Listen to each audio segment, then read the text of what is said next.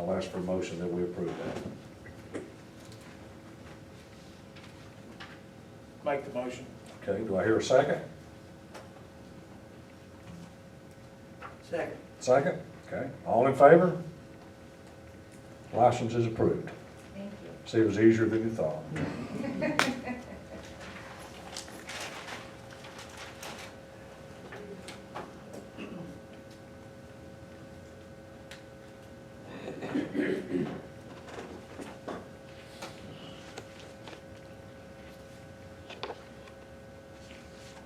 You're welcome to stay, you don't have to. I say that's basically what you were interested in, so Thank you, if you Commissioner. need to leave, you're not being rude. Thank you for coming. Have a good Christmas. You have a Merry Christmas. Thank you.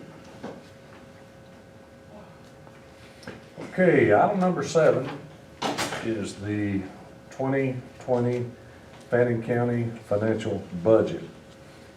And a lot of folks, commissioners, all of us have spent a lot of time going over this, and I greatly appreciate that. It's a lot of money, 43 different expenditures. This budget, the total, grand total for the budget, and I'll say it slowly for you, is $28,564,665. And that is an increase from the 2019 budget, which was $27,710,456. That's an increase in total spending of $854,000, or a total increase percentage-wise of 3% over the previous year. And we will be going into the general fund if the budget is approved as it is for $678,616. And the proposed budget had us going into the general fund $1,174,972. And after reviewing and all the commissioner input, we've been able to cut about $500,000 out of those requests.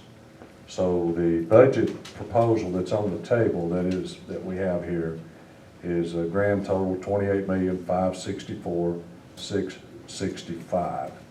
And I think we've gone through most of the big items that were changed. Commissioners, I'll leave it up to you to questions, any other thoughts, comments you want to make on this? Commissioner Patterson, do you have any? Well, Chairman, the last time we visited this, I think it's one of the most important things, of course, that we do all year long. And I hope that we took a second look at it, have time to look at things that we maybe felt uncomfortable with. And I asked that possibly we get some paperwork that might help us. We've gotten that from CFO. I've also had a meeting with her, talking to her about it. And I feel good about it. So I hope we can do well today. I know both of you guys are civil servants and want to do the right thing. I don't see any issues at this time about it. I appreciate everybody's due diligence, as I do, and we hope that we can come to a conclusion tonight. Does that kill everything? Did it? Well, I'm gonna let it reset and turn it back on. Oh, okay. All right. That was coming from your microphone or what? No, it was doing that urgent. I'm dead. Okay. Yeah. There we go. Back on. It's always worth to turn something off. Just turn it off. Back on. Okay. All right. Commissioner Johnson, what say you, sir? I've received the numbers for the estimated fund balance. A half a tree's worth of paper, and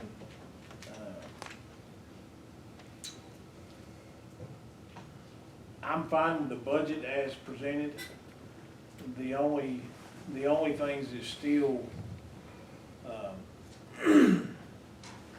concerns me about as far as reporting our revenues, just saying land development, the 911, because those are all still revenue generators.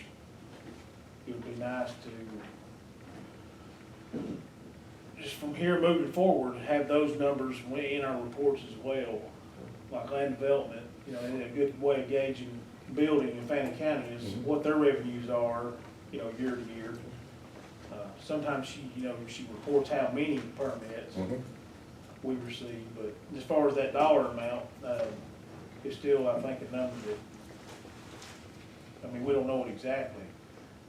As far as the budget itself, standalone, I have no issues with the budget. But reporting our revenues so that we can all keep up with the revenues in the departments, I mean, this to me is critical, because I can do my simple math and know where I'm at with it. And if each one of us wants to do that, you know, we'll have those two figures and we can say, okay, well, last year, 2019, you know, this was the revenues and land development. And then next year in 2020, we can look at it and say, well, you know, it's either growing or shrinking. I just think it's a very good gauge for us to know where we're going when we have revenues along with the expenditures. Because I think like 911 or ambulance service brings in, when I talked to Robert last week, was $1.2 million, $1.3 million, something like that. Well, their budget is actually, you know, 2.2. So in my mind, my thinking, they really spend about $1 million, you know, thereabouts. So it lets me say, you know, not be so hard on them maybe when, you know, I look at it and say they're spending $2 million a year by themselves. Realistically, real money, when you take the revenues away, they're really only spending about $1 million. And that's just how I calculate everything, pluses and minus. And by no means it doesn't have to be dead on exact. Just something we can gauge to know where we're going in the future. Sure. Well, I'd like to say something. I'm greatly appreciative of Commissioner Patterson and you, Commissioner Johnson, for people can look at that and say, well, if we're disagreeing, if we're arguing, this is important stuff. And everybody's input is important. And I appreciate that because, you know, it's $28 million and you got three people we're trying to make a decision that's best for the county, and we all have the same goal, and that's try to get the best out of services for the fewest amount of dollars to the taxpayer. So any different perspective that each one of us bring to it always, to me, makes it better. Because anything we're doing, if we're looking at numbers and you've got perspective and Commissioner Patterson does and I do, you know, it makes it better. And I'm just appreciative of both of you commissioners for your input and work on this. It's not an easy thing to do all that. And I'm appreciative of it, and I think what we've done here, if you look at a total increase from the previous year of 3%, you know, everything's going up a little bit, and you know, I'd hate to be in a position where we have to go and start drastically cutting budgets like some of our surrounding counties have done in the past. So, with me saying all that, I'm glad we've gone through this. It's an important process, and I get asked all the time when I'm out about budgets and what we're looking at. So everybody's watching it, and I'm greatly appreciative of the input that everybody has on this. I think it's helped us. Hopefully, every year we do this and we can scrutinize things and we'll find ways to continue to improve and save money. But with that, I'm ready to accept the Let motion. me just say one thing. Sure. We're appreciating everybody. You know, Ms. Gasaway doesn't have an easy job. She's a numbers person, and a lot of times it's difficult to describe something or to explain something when you know it yourself. And she's been over backwards to help me understand, and I've went through a little learning curve. Took, I think, one general accounting class in college, but it's a big step for people, all of us, to understand these things. But as Mr. Johnson was alluding to earlier about the ambulance service, you know, when you talk about that, you've got a lot of people, you've got Medicare involved, and you've got people that don't pay, so it's really hard to estimate all these things, just to even get an estimate. And so she gets a little help from the auditors, because sometimes Medicare will pay better some years than others, but it's a very difficult position that she has, and you know, I appreciate her bending over backwards to explain things to me in a fashion that I can fathom it and feel, you know, good about it. So I just wanted to say that before we voted, Chairman. Thank you. Okay, I'm going to ask for a motion at this time that we approve the 2020 budget, grand total revenues, total $28,564,665. I'm going to ask for a motion that we approve that. And I'll make the motion. Okay, Second. second. All in favor? Budget is approved. Thank you, gentlemen, I appreciate it. On this general fund balance, can we get that monthly I don't see any one. estimated general fund balance? Sure, we certainly can. Sherry, would you put that in the minutes, please?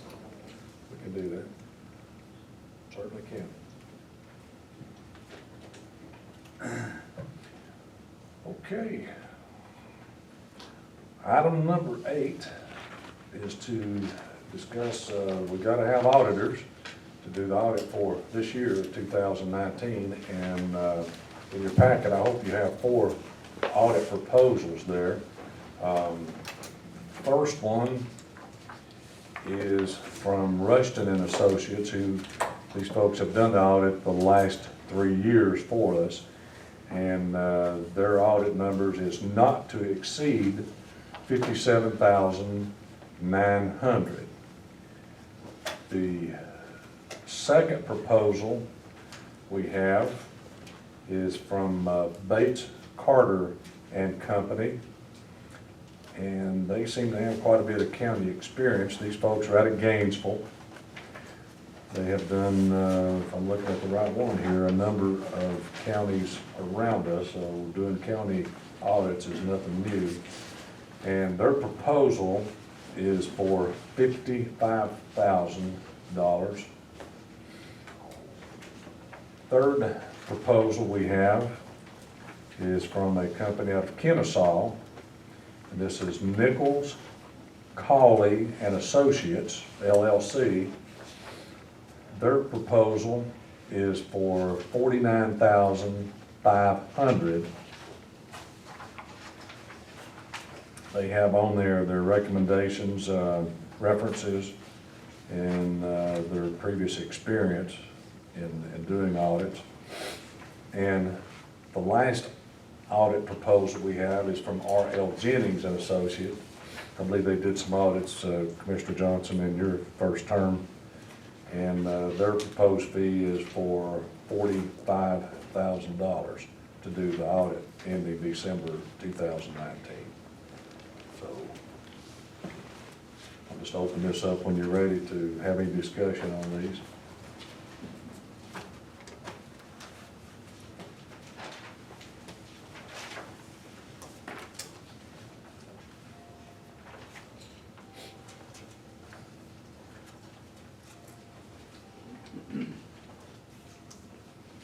Mr. Chairman, I think we've, and I've just been here, this is my first year, but we've used Ruston for what, 3 years? Yes, sir. I think, you know, usually with commissioners, you go to commission school, I think they usually say from 3 to 5 years you need to possibly look Sure. strong at changing up Okay. auditors, and I would like to consider that, since we've used them for 3 years, that we could switch over and make sure everything goes well financially. So your recommendation is to take Rushton out of the mix and look at the other 3 I think so. Okay. Do you have concern with that, Mr. Johnson? Are you okay with that? No, I would rather not use Rusty. Okay. So we'll take Rushton out of the mix. They're the highest anyway. Okay. Then we have the other three for consideration.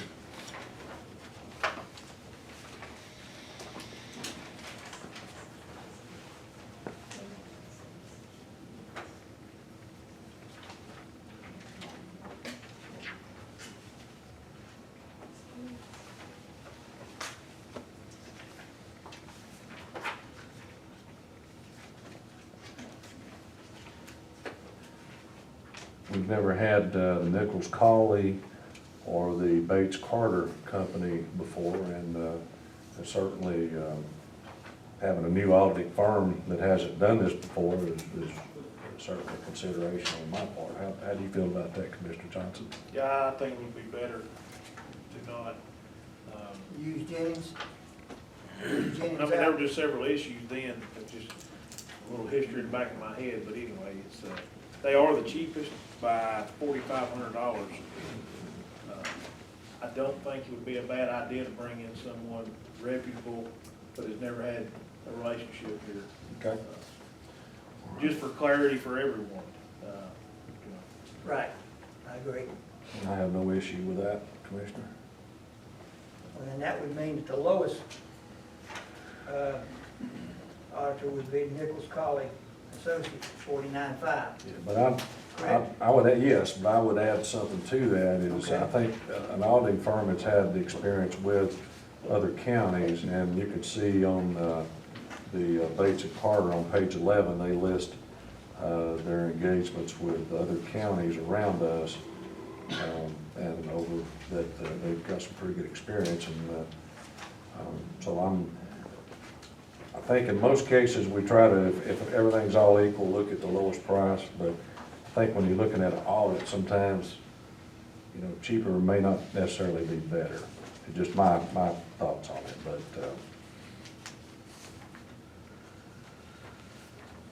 how do you feel on that, Mr. Johnson? The only differences I see here, just to point out, maybe hitting on the same thing you're talking about, is the service history with Nichols and Cawley is substantial amount smaller than the Bates. Mhm. So, I mean, they're, you know, cities and a few counties, Right. and a couple of just boards, like the boards of health. Mhm. And looking at all the references on Bates Carter and Company, they have it looks like a substantial amount more experience. It's pretty clear that. What page are you looking at on that, sir?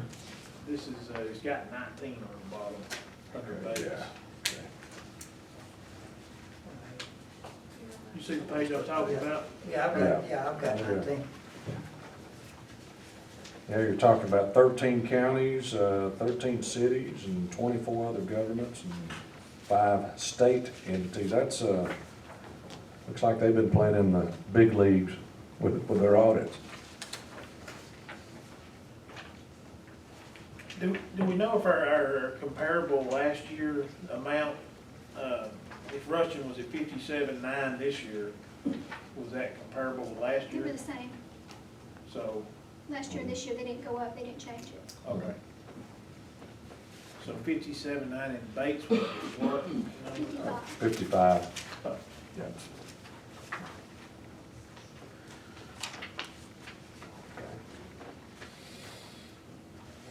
I would agree. I think the experience level, there may be just a few $1,000s more, but I think it behooves us to go with someone who's had this level of experience to do it. So,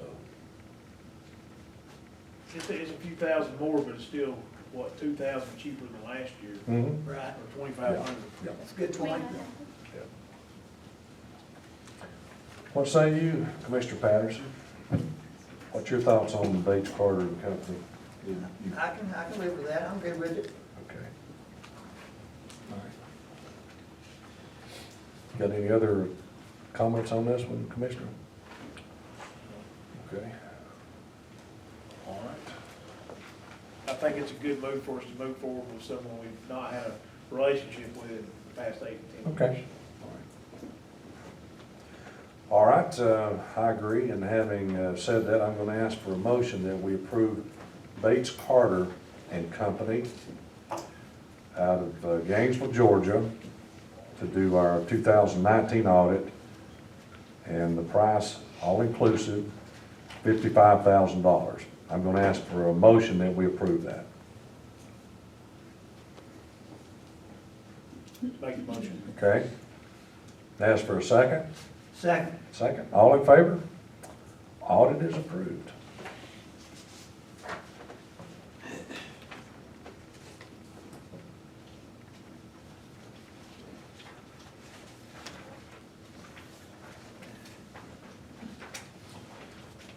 Okay.